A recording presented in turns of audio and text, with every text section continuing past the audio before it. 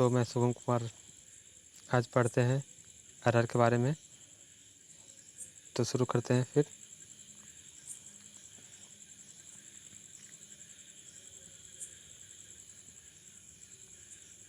अरहर का scientific name किजानस किजान है। Pigeon pea अरहर को पिजन पी के भी नाम से जानते हैं, इंग्लिश में पिजन पी बोलते हैं। Pigeon pea commonly known as red gram और अरहर, रेड ग्राम और अरहर के नाम से भी जानते हैं। आफ्टर चिकपी, चने के बाद arhar is the second most important pulses crop in the country में, देश में चने के बाद दूसरे स्थान पे अरहर को सबसे ज़्यादा ग्रो किया जाता है दाल वाली फसलों में। It account for about 11.8% of the total pulses area. जो भी हमारे पास पल्सेस का एरिया है उसमें से 11.8% एरिया पर हम अरहर को ग्रो करते हैं and 70% of the total pulses, और जो भी टोटल पल्सेस प्रोडक्शन होता है उसका 17% अरहर का प्रोडक्शन होता है इन द कंट्री में, भारत में। Pigeon pea seed use as dal, जो पिजन पी का सीड है उसे हम दाल के रूप में यूज करते हैं। एंड रिच इन प्रोटीन 21%, और इसमें प्रोटीन 21% होता है। आयरन एंड आयोडीन, आयरन और आयोडीन की मात्रा रहती है। तो सबसे ज़्यादा इसमें पूछने वाली बात यह है, एग्जाम में पूछा जाता है कि अरहर में प्रोटीन कितना परसेंट पाया जाता है, तो 21%। सबसे इम्पॉर्टेंट क्वेश्चन ये है। उसके बाद से और आगे चलते हैं। इसका ओरिजिन कहाँ है, अरहर का ओरिजिन प्लेस कहाँ है, तो अरहर का ओरिजिन प्लेस इंडिया माना जाता है। India is believe to be centre of origin, centre of origin अरहर का इंडिया माना जाता है। And diversity of pigeon pea कहाँ तक फैला हुआ है, the theory of its African origin has not been accepted owing to lack of diversity in the region. तो इसमें मेन बात यह है कि ओरिजिन प्लेस इंडिया माना गया है, और जो बहुत सारा फैला हुआ भी है इंडिया में। पिजन पी अरहर पूरे इंडिया में फैला हुआ है, हर जगह कल्टीवेशन किया जाता है। अफ्रीकन ओरिजिन भी है, लेकिन ए नॉट एक्सेप्टेड, इसको एक्सेप्ट नहीं किया जा रहा है, स्वीकार नहीं किया जा रहा है, क्योंकि lack of diversity in the region. क्योंकि जो अफ्रीकन वैरायटी है अरहर की, या अफ्रीकन जो ओरिजिन है अरहर का, वह इंडिया में वह ग्रो नहीं किया जा सकता, वह अपने एरिया के लिए सूटेबल नहीं माना जा रहा है। तो इसलिए उसे इंडिया का ओरिजिन नहीं दिया जा रहा है। इंडिया जो वैरायटी ओरिजिन है वो हर जगह इंडिया में ग्रो किया जा सकता है, इसलिए इसे ओरिजिन इंडिया माना गया है। Area and distribution, pigeon pea is the second most important pulses crop. अभी ऊपर भी ये बात हुआ है कि इंडिया में जो अरहर है वो सेकेंड मोस्ट इम्पॉर्टेंट दाल वाली फसल है कंट्री में। Occupies 3.75 million hectare with total production. जो भी हमारे पास टोटल उत्पादन होता है उसमें से 3.75 मिलियन हेक्टेयर, उसमें से 3.75 million hectare area with total production of 3.1 million ton. ये कह रहा है कि pigeon pea is the second most important pulse crop, दूसरा सबसे मोस्ट इम्पॉर्टेंट महत्वपूर्ण पल्स क्रॉप है वो है अरहर। और country occupy 3.75 million hectare area with total production of 3.1 million ton. 3.75 million hectare area है इसका, और 3.1 मिलियन टन इसका उत्पादन किया जाता है। The average productivity of India is 725 kilogram per hectare. जो एवरेज प्रोडक्टिविटी है इंडिया में अरहर का, तो 725 किलोग्राम पर हेक्टेयर उत्पादन इसका होता है। India account for over 3/4 of acreage and production of the globe.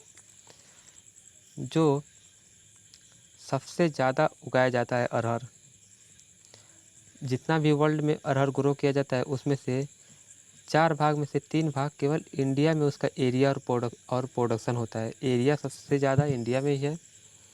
जितना भी ग्लोबल में अपने पूरे देश में जितना भी अरहर उगाया जाता है, जितना भी ज़्यादा जगह है, जितना भी ज़्यादा प्रोडक्शन होता है, उसमें से 4 भाग में से 3 भाग इंडिया में ही एरिया है और इंडिया में भी प्रोडक्शन होता है।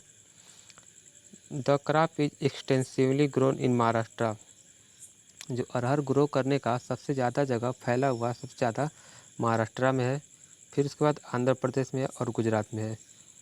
Andhra Pradesh has largest acreage and production in the country, जिसमें कि महाराष्ट्र सबसे ज़्यादा एरिया है और सबसे ज़्यादा प्रोडक्शन भी करता है महाराष्ट्र अपने देश में। क्लासिफिकेशन करते हैं इसका अरहर का। All the cultivated genus are classified into 2 groups based on maturity, floral and seed characteristics as below। जो भी अरहर है, सभी अरहर उसको 2 भागों में क्लासिफाई किया गया है।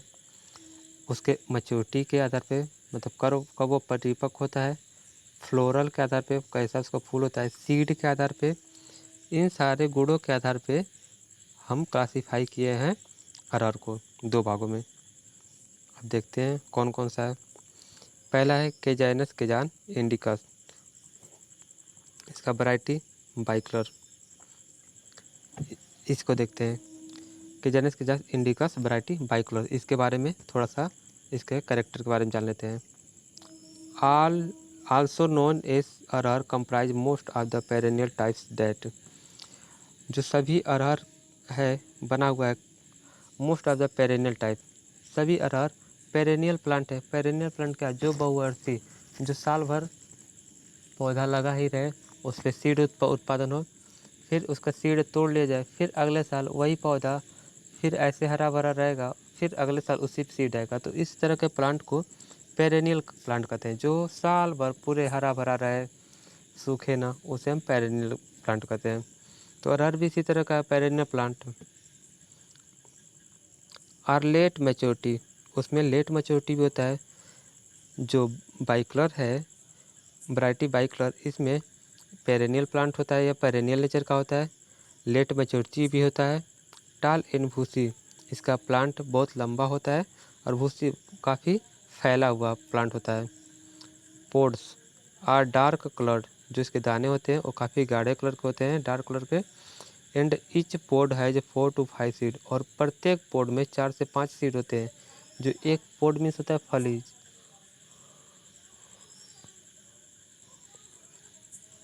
जो अरहर का फली होता है उसमें 4 से 5 दाने होते हैं। दूसरा पढ़ लेते हैं, केजैनस केजान इंडिकस या केजैनस केजान या केजैनस इंडिकस वैरायटी फ्लेवर्स। इम्पॉर्टेंट है कि वैरायटी फ्लेवर में बाइकलर में क्या करेक्टर है और फ्लेवर्स में क्या करेक्टर है। तो बाइकलर का पढ़ चुके हैं, फ्लेवर्स का। आल्सो नोन एज तूर, इसे फ्लेवर्स को हम तूर के नाम से जानते हैं और बाइकलर को अरहर के नाम से जानते हैं। बाइकलर को अरहर के नाम से जानते हैं और फ्लेवर्स को तूर के नाम से जानते हैं। Comprise the commonly cultivated variety, जो कॉमनली कल्टिवेटेड वैरायटी है which are relatively short statured, एक minute, which are relatively short stature, early maturity and bear yellow flower and plain pod। यह इसका पौधा छोटा होता है, जल्दी परिपक्व हो जाता है, early maturity, bear yellow flower, इसमें जो फूल होते हैं वो पीले कलर के होते हैं और प्लेन पोड्स होते हैं। इसके पोड कैसे होते हैं, प्लेन होते हैं।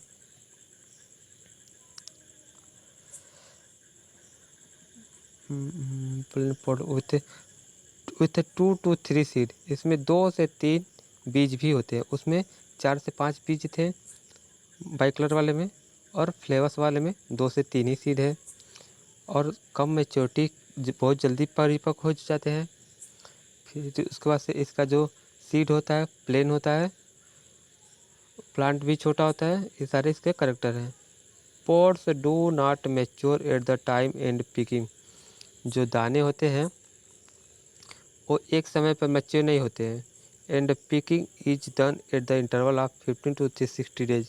यह इसके जाने जो फ्लेवर्स हैं कैजेनस इंडिकस वैरायटी फ्लेवर्स, इसके सीड एक समय पे पूरे परिपक्व नहीं होते। इसके पोड यह 10 से 15 दिन के बाद से तुड़ाई करना पड़ता है। एक बार परिपक्व हो गया फिर इसको तोड़ लिया जाता है, फिर जो दूसरा कच्चा है फिर वो 10 से 15 दिन बाद तोड़ते हैं, तब तक वो परिपक्व होता है।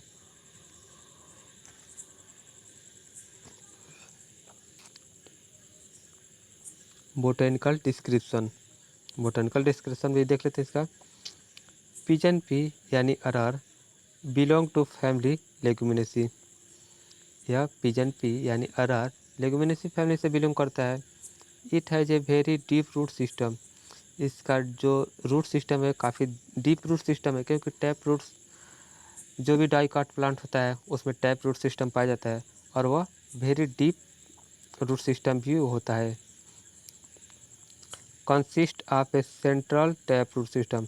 इसके जो बीच में प्लांट के जो भी रूट होता है उसमें से एक टैप रूट्स होता है, with numerous lateral and secondary branches. और उस मेन टैप रूट सिस्टम से दूसरी लेटरल ब्रांचेस उसके आसपास से और सारी ब्रांचेस निकले रहती हैं, और सेकेंडरी ब्रांचेस भी होती हैं। The inflorescence is an axillary raceme often forming a terminal पेनिकिल।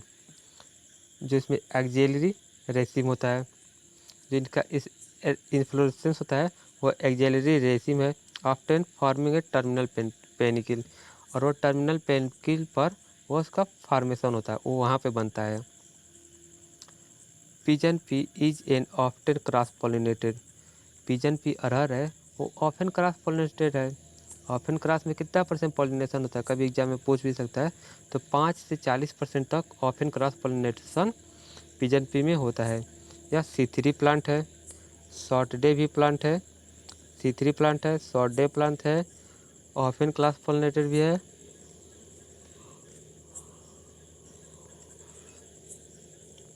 The fruit of pigeon pea is pod.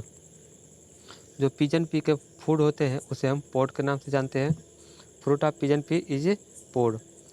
इसे हम पिजन पी के फ्रूट को हम पोड के नाम से जानते हैं, फली के नाम से। हार्वेस्टिंग इंडेक्स ऑफ तूर। जो हार्वेस्टिंग इंडेक्स है तूर का वो सबसे लोवेस्ट है 19%।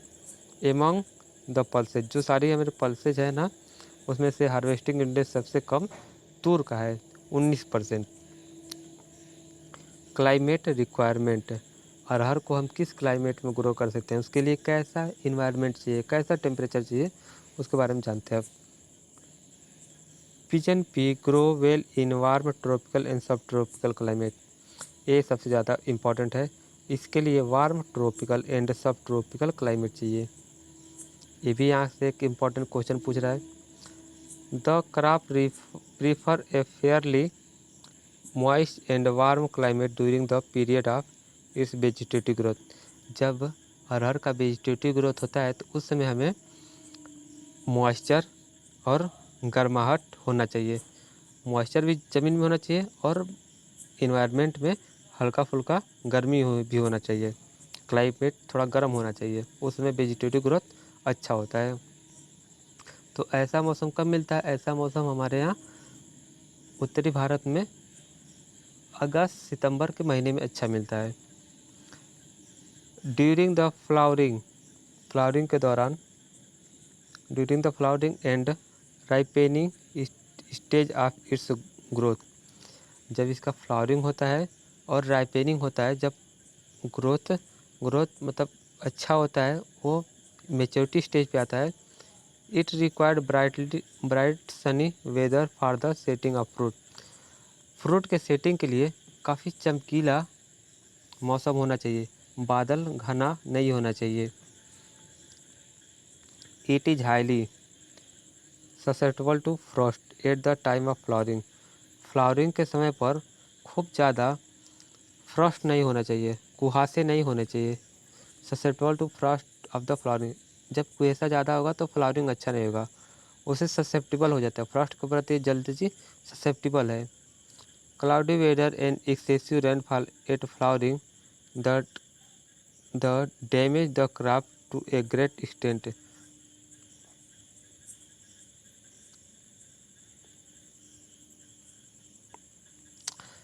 अगर फ्लावरिंग के टाइम पे ज़्यादा बारिश हो गया उसके बाद से तो क्रॉप डैमेज हो जाता है, बहुत ही ज़्यादा क्रॉप डैमेज हो जाता है।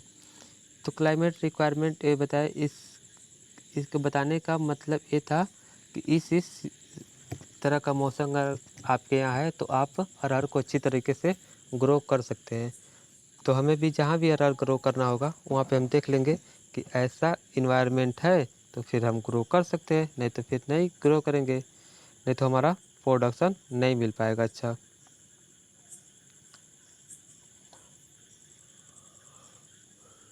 सॉइल, अरहर के लिए सॉइल कैसा चाहिए? Pigeon pea can be grow on a wide range of soil.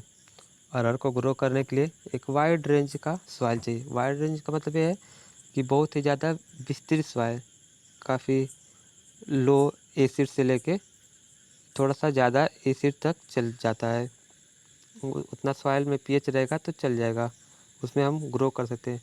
How ever sandy loam to clay loam, sandy loam to clay loam सबसे अच्छा रहता है अरहर के लिए, आइडियल माना जाता है, आदर्श। The soil should be deep, soil should be deep, well drained and free from soluble salt. जिस सॉइल में हम अरहर को ग्रो कर रहे हैं वहाँ पे अच्छी जल निकासी होनी चाहिए और फ्री फ्रॉम सॉल्युबल साल्ट, वहाँ पे उस मिट्टी में सॉल्युबल साल्ट की मात्रा नहीं होना चाहिए। The saline, alkaline and water locked soil, जो सैलाइन है, alkaline and water locked soil है, आर अनफिट फॉर कल्टीवेशन। अरहर के कल्टीवेशन के लिए जहाँ पे पानी ज़्यादा लगता हो, सैलाइन अल्कलाइन सॉइल हो, वहाँ पे हमें अरहर को नहीं ग्रो कर सकते, क्योंकि उसके लिए अच्छा सॉइल नहीं मिलेगा तो प्लांट अच्छा ग्रो नहीं करेगा, ग्रो भी नहीं करेगा तो प्रोडक्शन भी हमारा नहीं होगा।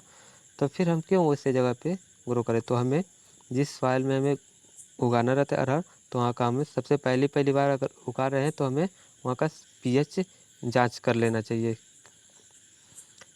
It can be grow on soil with a pH range of 5.5 to 8.0 successfully.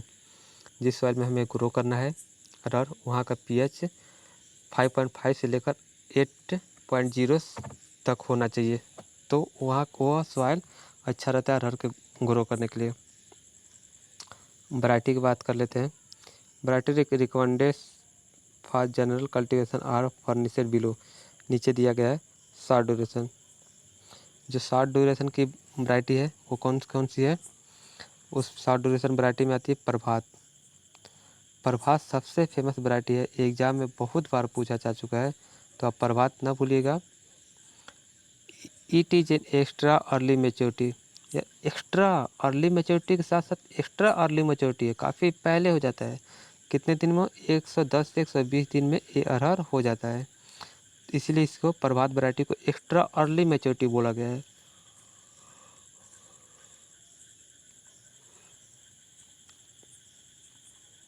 उसके बाद से आता है उपास 120, प्रभात वैरायटी हो गया। फिर दूसरे नंबर पर आता है उपास 120। It is extra early maturity, ये भी एक्स्ट्रा अर्ली है लेकिन प्रभात से थोड़ा सा 10 दिन लेट है। यह 120 से 125 दिन में तैयार होता है, बुआई से लेकर कटाई तक का समय 120 से 125 दिन होता है। It is susceptible to sterility mosaic disease, ये स्टेरिलिटी मोजैक डिजीज के प्रति ज़्यादा ससेप्टेबल है उपास 120। फिर ICPH 8, ICPH 8 का क्या खासियत बात है, क्या इंपॉर्टेंट बात है? First hybrid of arhar, first hybrid of arhar in the world, developed at ICRISAT Hyderabad 1991। 1991 में हैदराबाद, जो आइक्री सीट अनुसंधान संस्थान है हैदराबाद में, वह 1991 में ICPH 8 पहला हाइब्रिड वैरायटी को डेवलप किया था। वर्ल्ड में सबसे पहला हाइब्रिड वैरायटी अरहर की ICPH 8 है, जो कि आइक्री सेट हैदराबाद के द्वारा रिलीज किया गया था 1991 में। The plants are bigger and mature early, जो पौधे होते हैं वह बिगरस और मैच्योर बहुत जल्दी हो जाते हैं इसके ICPH 8 के। 15 से 135 दिन में ये सारे तैयार हो जाते हैं ICPH 8। इट आउट यील्डेड उपास 120, उपास 120 है, उससे भी ज़्यादा उत्पादन देता है यह।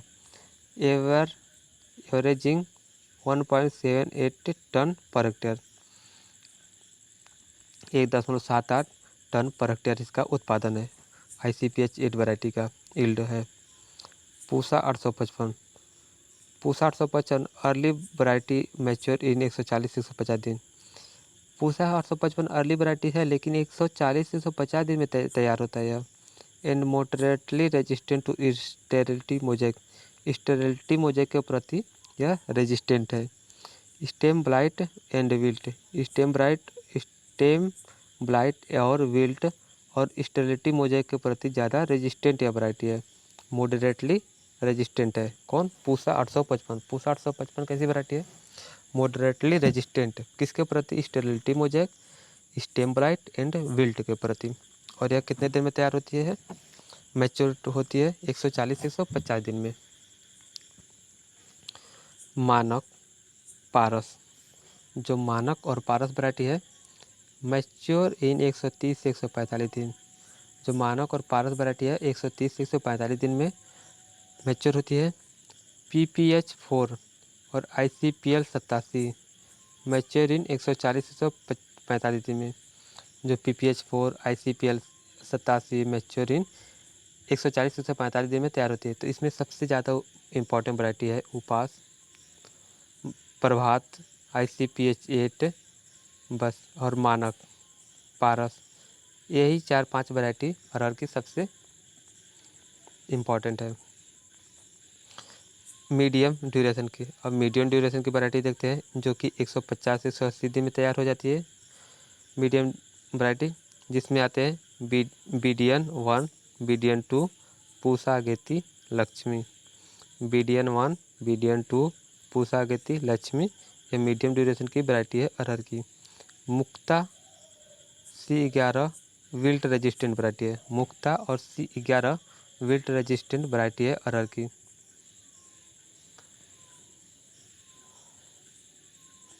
तो मुक्ता 11, मुक्ता और C11 भी ज़्यादा इंपॉर्टेंट वैरायटी है, जिसमें कि मुक्ता सबसे ज़्यादा इंपॉर्टेंट वैरायटी है। अब लॉन्ग ड्यूरेशन की कौन सी वैरायटी है? लॉन्ग ड्यूरेशन वाली वैरायटी 180 से 300 दिन में तैयार होता है। लॉन्ग ड्यूरेशन वैरायटी 180 से 300 दिन में तैयार होता है। अमर, नरेंद्र अरहर, आज़ाद, आज़ाद और नरेंद्र अरहर, ये भी इंपॉर्टेंट बहुत ज़्यादा वैरायटी, ये भी बहुत बार एग्जाम में पूछ चुका है। लॉन्ग ड्यूरेशन वाली वैरायटी 260 से 270 दिन में मैच्योर होता है, तैयार हो जाता है। बुआई से लेकर कटाई के दिन तक 270 दिन में तैयार हो जाता है। And resistant to sterility mosaic and wilt resistant, sterility mosaic और विल्ट डिजीज के प्रति ज़्यादा रेजिस्टेंट होता है। कौन कौन? नरेंद्र अरहर और आज़ाद वैरायटी सबसे ज़्यादा इंपॉर्टेंट, और इसी में अमर भी आता है। तो तीनों वैरायटी रेजिस्टेंट है स्टेरिलिटी मोजेक के प्रति। ICPL 151, पूसा 9, ये भी लॉन्ग ड्यूरेशन वैरायटी। ICPL 151 और पूसा 9 लॉन्ग ड्यूरेशन की वैरायटी है। Seed and sowing, seed and कितना लगता है, कैसे सोइंग करते हैं, कितने डिस्टेंस रखते हैं, इसके बारे में जानते हैं। पिजन पी सोइंग इन खरीफ, पिजन पी आपको भी पता होगा कि खरीफ सीजन में बोया जाता है जाता है। अंडर रेनफेड कंडीशन, जहाँ पे बारिश के आधार पे हम किसी क्रॉप को ग्रो कर रहे हैं तो उसे रेनफेड कंडीशन कहते हैं, वर्षा पे आधारित खेती। तो खरीफ सीजन में जो क्रॉप ग्रो किया जाता है वह अधिकतर C3 प्लांट रहता है। तो गन्ना, ये अरहर भी C3 प्लांट है। बैरिज फ्राम जून टू जुलाई, इसे हम खरीफ सीजन में लगाते हैं। खरीफ सीजन में किस महीने में? खरीफ सीजन के जून और जुलाई महीने में हम इसको लगाते हैं, depending on set of monsoon. और ये भी ज़्यादा भरोसा दिलाता है कि मानसून आ जाए तब हम अरहर को लगाएं। तो मानसून आने का मतलब कि हल्का फुल्का बारिश आना शुरू हो जाए, तब हम अरहर को लगाते हैं। और सीड रेट ऑफ 12 से 15 kg पर हेक्टेयर। अरहर का सीड रेट 12 से 15 kg पर हेक्टेयर है। वह सफिशियंट रहता है, पर्याप्त मात्रा में रहता है। Seed should be sown at और रो स्पेसिंग ऑफ 60 से 75 सेंटीमीटर, कीपिंग 15 से 20 centimetre distance from plant to plant. देखिए, अरहर को हम जब सोइंग करते हैं तो उसका हम डिस्टेंस कितना रखते हैं, 60 से 75 सेंटीमीटर रो से रो रखते हैं। एक रो फिर दूसरे रो के बीच में 60 से 75 सेंटीमीटर का दूरी रखते हैं, और पौधे से बीच की दूरी 15 से 20 सेंटीमीटर रखते हैं। 60 से 75 सेंटीमीटर जो दूरी रखते हैं, इसमें हम इंटरक्रॉपिंग करके मूंगफली को भी ले सकते हैं, नहीं तो तिल्ली को भी उगा लेते हैं। थोड़ा सा और डिस्टेंस बढ़ाकर मूंगफली की खेती काफ़ी अच्छे से कर सकते हैं। एक साथ हमें दो फ़ायदा मिल सकता है। तो ये भी पूछा जाता है ऑप्शन में कभी कभी कि अरहर में इंटरक्रॉपिंग किस फसल का करते हैं। तो अरहर में इंटरक्रॉपिंग सबसे अच्छा मूंगफली का करते हैं। फर्टिलाइज़र कितना लगता है अरहर में। बीइंग अ लेग्यूमिनस क्रॉप, जो लेग्यूमिनस क्रॉप होते हैं, दाल वाली फसलें होते हैं, इट यूटिलाइज एटमॉस्फेरिक नाइट्रोजन। वह एटमॉस्फेयर में जो भी वायुमंडल में हमारे जो भी नाइट्रोजन उपस्थित है उसका यूज करते हैं leguminous plant. 10 on soil deficient in nitrogen, और जिस सॉइल में नाइट्रोजन की कमी होती है वहाँ पर हम इसे ग्रो कर सकते हैं। There may be need of 20 to 30 kg nitrogen per hectare as starter dose. जब हम किसी ऐसे सॉइल में अरहर को ग्रो करते हैं जहाँ पे नाइट्रोजन की कमी होती है, वहाँ पर शुरुआती दौर में 20 से 30 किलोग्राम हम नाइट्रोजन देते हैं स्टार्टर डोज के रूप में शुरुआती में। अबाउट 80 से 100 kg फास्फोरस पर हेक्टेयर देते हैं needed on soil poor in available phosphorus. जिस सॉइल में फास्फोरस की भी कमी होती है वहाँ पे 80 से 100 kg फास्फोरस हमें देना पड़ता है। सिमिलरली ऑन पोटेशियम, और जहाँ पोटेशियम की कमी होती है जिस सॉइल में, वहाँ पे हमें 40 kg से 60 kg per hectare potash per hectare भी हमें अप्लाइड करने की आवश्यकता होती है, जिससे अच्छा हमें उत्पादन मिल सके।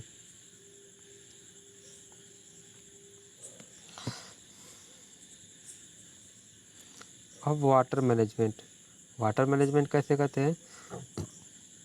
तो वाटर मैनेजमेंट में ज़्यादा इम्पोर्टेंट कुछ नहीं है। वाटर मैनेजमेंट बस इम्पॉर्टेंट है कि कौन सबसे अच्छा क्रिटिकल स्टेज है पानी देने का। तो सबसे क्रिटिकल स्टेज फ्लावरिंग स्टेज है और पॉट फिलिंग स्टेज है। इन दोनों स्टेज क्रिटिकल स्टेज के अंतर्गत आता है। इसमें पानी देना बहुत ही ज़्यादा आवश्यक रहता है।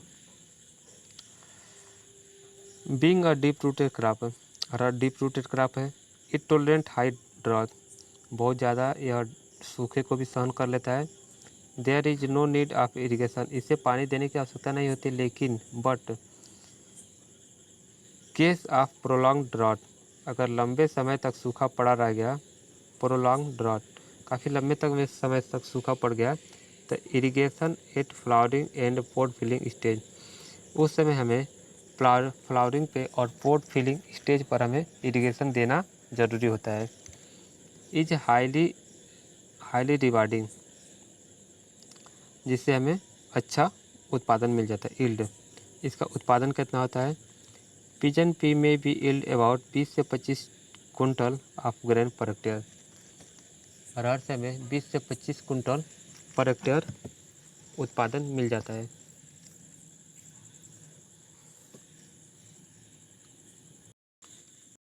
अब अरहर के थोड़ा बीमारी के बारे में जान लेते हैं। अरहर में कौन कौन सा बीमारी लगता है।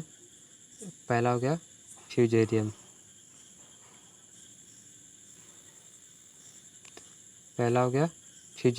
विल्ट।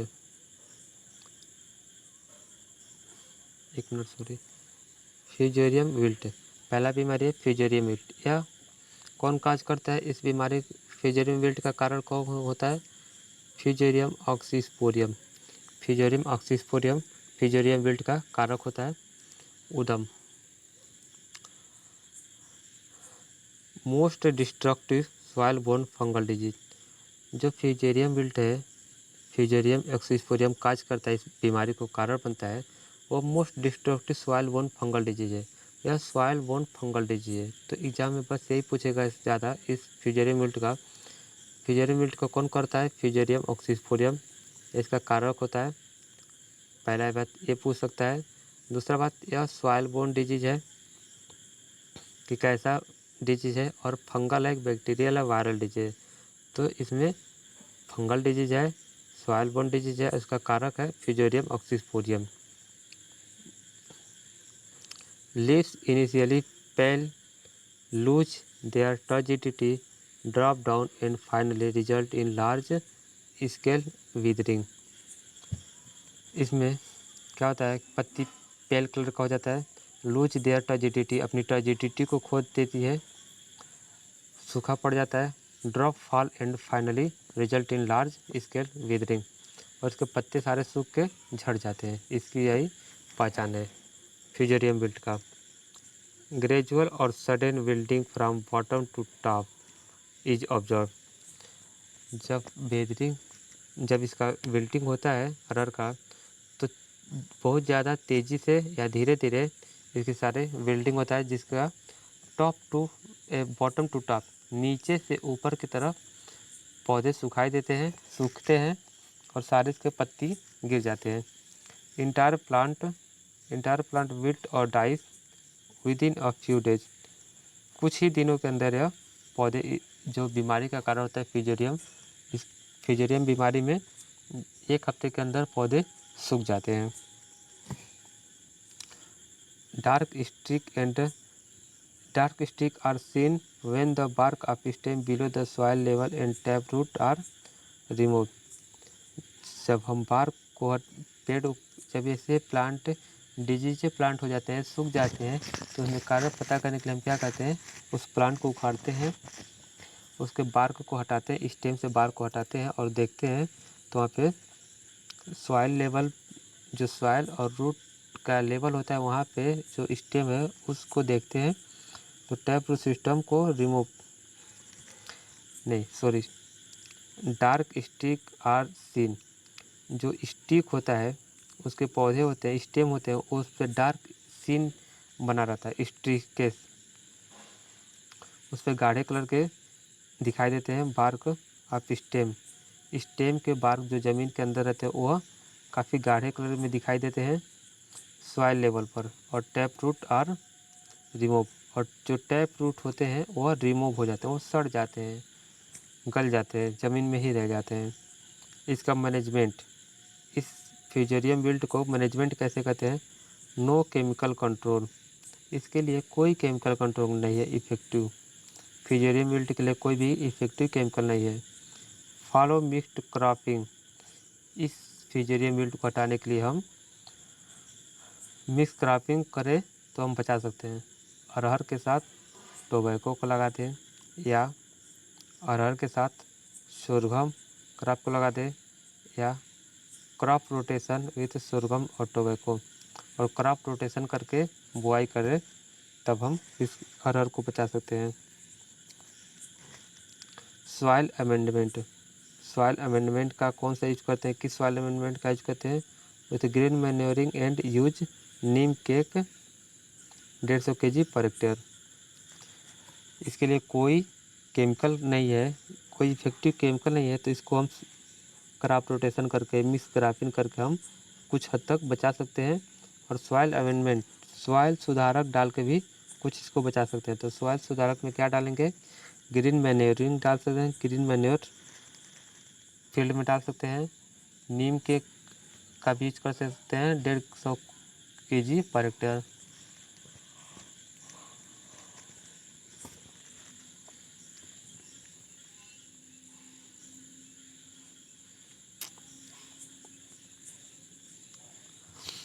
अब मैनेजमेंट तो बता दिए। फिर स्टेरिलिटी मोज़ेक, एक दूसरी बीमारी अगर स्टेरिलिटी मोज़ेक, इसके बारे में जानते हैं।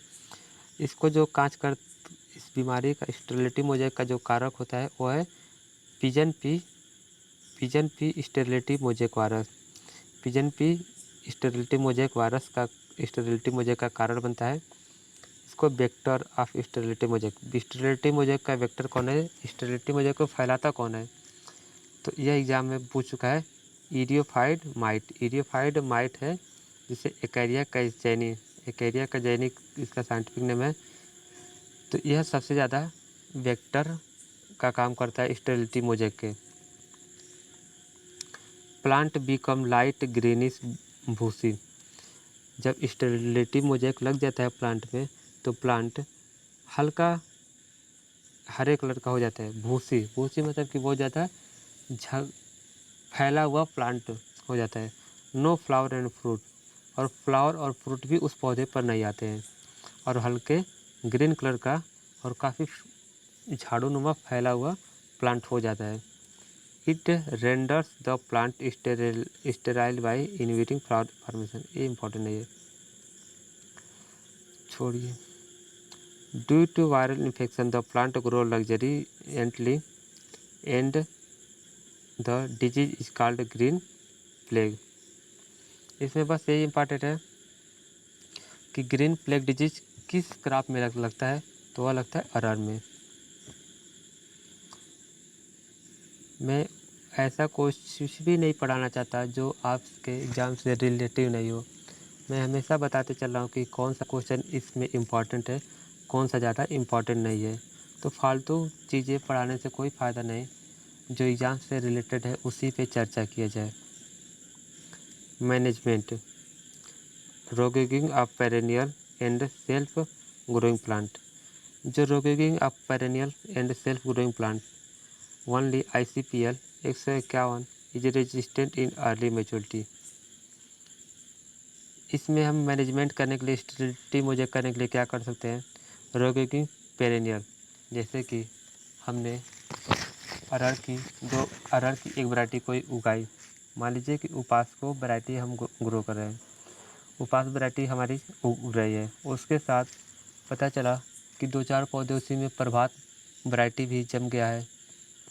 तो हमारा मेन फील्ड है वो जो भी था, पहले याद नहीं आ रहा, उपास 120 ही मान लीजिए, जो मैंने मेन वैरायटी लगाई उपास 120, उसके साथ प्रभाव का 1-2 सीड आ गया। तो हम क्या करेंगे? हमें प्रभात को उखाड़ कर फेंकना होगा। इसे हम रोगेगिंग कहते हैं। जो मेन क्रॉप है, मेन जो वैरायटी लगाए वही हमारी रहे, दूसरी अगर वैरायटी उसमें ग्रो हो जा रही है तो उसे हमें हटाने को रोगेगिंग कहते हैं। इस तरीके से हम स्टेरिलिटी मोज़ेक को बचा सकते हैं, प्लांट को हटाकर, रिमूव कर सेल्फ जो ग्रो प्लांट, जो स्वयं से खुद प्लांट जम गया है। Only ICPL 151 is the resistant in early maturity. Early maturity में यह ज़्यादा रेजिस्टेंट वैरायटी है, ICPL 151। तो ICPL 151 में स्टेरिलिटी मोज़ेक डिजीज नहीं लगता है। और कैसे बचा सकते हैं स्टेरिलिटी मोज़ेक को? Seed treatment with 10% LD carb.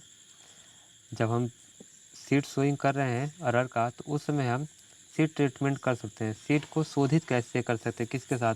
तो हम 10% LD कार्ब या soil application 1.5 kg per hectare active ingredient, या तो हम LD कार्ब 10% लेकर उसको सीड को मिक्स कर दें, या फिर दूसरा काम क्या करें, 1.5 kg LD कार्ब लेकर सॉइल में एप्लीकेशन कर दें। तब हम इस तरीके से बचा सकते हैं।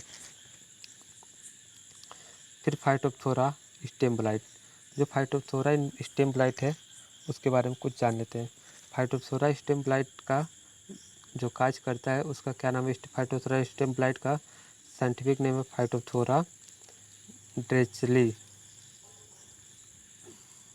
फाइटोप्थोरा ड्रेचली इसका साइंटिफिक नेम है। Serious disease in high humidity and poor drained soil.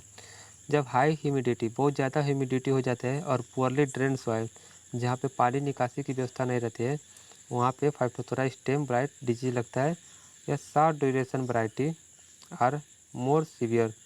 जब हम शॉर्ट ड्यूरेशन कम समय की वैरायटी लगाते हैं 110 से 130 दिन वाली वैरायटी जब हम लगाते हैं उसमें यह ज़्यादा देखने को मिलता है बीमारी phytophthora stem blight. Seed treatment with metalaxyl, metalaxyl के साथ सीड ट्रीटमेंट करते हैं 1.7 ग्राम पर केजी सीड। 1.7 ग्राम हम दवाई लेते हैं मेटालैक्जिन और 1 केजी सीड लेते हैं, उसके साथ मिक्स करके इसी रेशियो में दवा और सीड का रेशियो बनाकर सीड को ट्रीटमेंट करते हैं और फिर सब सोइंग करते हैं। तो फाइटोथोरा स्टेम ब्लाइट डिजीज से हम अपने आप को क्रॉप को बचा सकते हैं। Followed by 1 spray of metalaxyl 20 WP at 100 ppm 30 days, proper drainage and planting on ridge. इसमें हम दूसरे तरीके से कैसे बचा सकते हैं, तो मेटालैक्जिन 25 वेटेबल पाउडर का हम 30 दिन के अंतराल पर हम इसे स्प्रे कर सकते हैं, प्रॉपर ड्रेनेज कर सकते हैं और प्लांटिंग ऑन रिज, रिज पर प्लांटिंग करके लगातार पानी देकर हम अपने क्रॉप को बचा भी सकते हैं। कुछ इम्पॉर्टेंट और सारे क्वेश्चन हैं जो कि उस पेज में नहीं था, इसको अलग से बहुत सारे जगह के या एग्ज़ाम में पूछा हुआ क्वेश्चन था तो इसको हमने एक साथ लिखा है। टेम्परेचर फॉर जर्मिनेशन, जर्मिनेशन के लिए कितना टेम्परेचर चाहिए अरहर के, टेम्परेचर कितना चाहिए 30 से 35 डिग्री सेल्सियस चाहिए। टेम्परेचर फॉर ग्रोथ, वृद्धि के लिए कितना टेम्परेचर चाहिए अरहर के, तो 20 से 25 degree Celsius. Often cross pollination, often cross pollination कितना होता है अरहर में 5 से 40%, एग्जाम में पूछ चुका है कई बार। Which is most drought tolerant among pulses, जो सारी पल्सेज वाली क्रॉप है उसमें सबसे ज़्यादा सूखा सहन करने वाली कौन सी क्रॉप है, वह है रेड ग्राम। इसे हार्डी क्रॉप भी बोलते हैं क्योंकि सबसे ज़्यादा सूखा सहन करता है, तो इसे हम हार्डी क्रॉप के नाम से भी जानते हैं अरहर को। प्लांट पॉपुलेशन, खरीफ सीजन में कितना प्लांट पॉपुलेशन होता है 55,000 पर हेक्टेयर। विंटर सीजन में कितना पॉपुलेशन होता है 3,33,000 पर हेक्टेयर प्लांट होता है विंटर सीजन में। Proper for seed to pod, proportion of seed to pod, seed और पॉड का प्रोपोर्शन कितना होता है, तो 50 से 60%। 50 से 60% जो हमारे सीड होता है वो 50 से 60% होता है और पॉड 40%। 100% अगर पूरा पॉड है तो उसमें से 50 से 60% सीड निकलता है। Which crop work on mini fertiliser crop, mini fertiliser crop के नाम से भी, एक minute sorry, which crop work as mini fertiliser crop, mini fertiliser crop के रूप में भी किसे जानते हैं, वो से अरहर के रूप में जानते हैं। Which energy required to break the seed coat, किस एनर्जी का हम यूज करते हैं सीड के कोट को हम ब्रेक करने के लिए, हटाने के लिए, तो थर्मल एनर्जी का हम यूज करते हैं।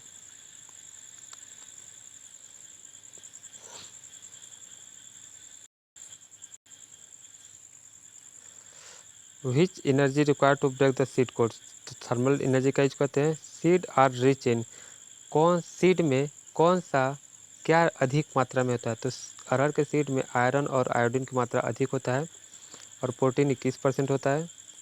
पोड मैच्योरिटी इन अरहर, अरहर में पोड मैच्योरिटी कब होता है, सिंक्रोनाइज सेम टाइम, अरहर में पोड मैच्योरिटी कब होता है, सेम टाइम में, सेम पीरियड में, एक ही समय में पूरा सीड मेच्योर हो जाता है। लेकिन जो तूर होता है, तूर उसमें डिफरेंट पीरियड पर मेच्योर होता है। Wilt resistant variety of arhar, अरहर का जो विल्ट रेजिस्टेंट वैरायटी है वो कौन है, Mukta. Sterility mosaic and wilt resistant variety कौन है, विपुला। स्टेरिलिटी मोजैक और विल्ट रेजिस्टेंट वैरायटी कौन है, Vipula. World first hybrid of red gram, red gram का विश्व का पहला हाइब्रिड वैरायटी कौन सा है, जो कि आइक्रीसेट हैदराबाद के द्वारा डेवलप किया गया था 1991 में, वो है ICPH8। तो वर्ल्ड का फर्स्ट हाइब्रिड वैरायटी रेड ग्राम कौन सी है, ICPH8। Specific paste of arhar, अरहर का स्पेसिफिक पेस्ट कौन है, tour pod fly. The vector of sterility mosaic, sterility mosaic का वेक्टर कौन है, इरियोफाइड माइट, इरियोफाइड माइट। तो thank you. Please like and subscribe.